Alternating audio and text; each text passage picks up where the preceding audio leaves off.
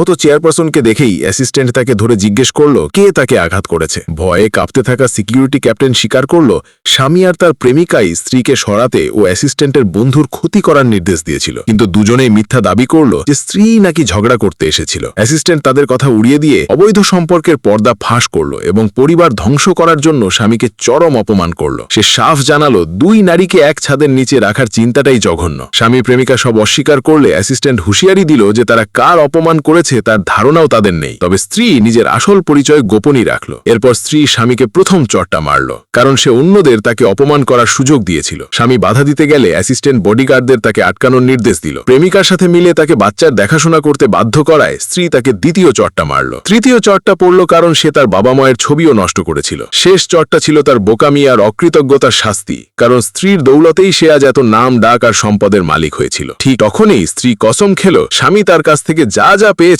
সব সে কেড়ে নেবে, কিন্তু স্বামীর তখনও ভুল ধারণা ছিল স্ত্রী কেবল অ্যাসিস্ট্যান্টের জোরেই তাকে হুমকি দিচ্ছে। তখনই একটা দাপ্তরিক নথি এসে পৌঁছালো। স্বামীর মনে হলো এটা প্রমোশন লেটার, কিন্তু সে দেখল তাকে চাকরি থেকে বরখাস্ত করা হয়েছে। কাগজটাতে চেয়ারপারসনের অফিসের সিল মারা ছিল। এরপর অ্যাসিস্ট্যান্ট ঘোষণা করলো যে তার সব শেয়ারও ফিরিয়ে নেওয়া হবে। স্বামী বারবার চেয়ারপারসনের সাথে দেখা করার জেদ করতে লাগলো, কিন্তু অ্যাসিস্ট্যান্ট ঠান্ডা গলায় জানিয়ে দিল চেয়ারপারসন আর কখনোই তার সাথে দেখা করবেন না। তারপর প্রেমিকার দিকে ঘুরে এসে বলল কোম্পানির সাথে তার সব সম্পর্ক শেষ করা হচ্ছে এবং তাকেও চাকরিচ্যুত করা হলো। তবু নিজের ভুল না মেনে স্ত্রীর ওপর দোষ চাপালো যে সে বাইরের লোকদের সাথে মিলে প্রতিশোধের ষড়যন্ত্র করেছে। তখন স্ত্রী তাকে হুঁশিয়ারি দিল কোম্পানির ফান্ডিং ছাড়া তার জমানো টাকা 2 সপ্তাহ টিকবে না, তাই তার উচিত নিজের বিশাল ঋণের চিন্তা করা। বাড়ি ফিরতেই পুরো পরিবার প্রেমিকাকে দোষ দিতে শুরু করলো, কারণ স্বামীর চাকরি, প্রমোশন আর শেয়ার সবই শেষ হয়ে গিয়েছিল। প্রেমিকা জানত কেবল বাচ্চারাই তাকে এই পরিবারের সাথে যুক্ত রেখেছে, তাই সে সাথে সাথেই নির্দোষ সাজার নাটক শুরু করে দিল। সে দাবি করল স্ত্রীর রাগের কারণ সে নিজেই, আর সেজন্যই সব ধ্বংস হয়ে গেল। কিন্তু স্বামী সাফ জানিয়ে দিল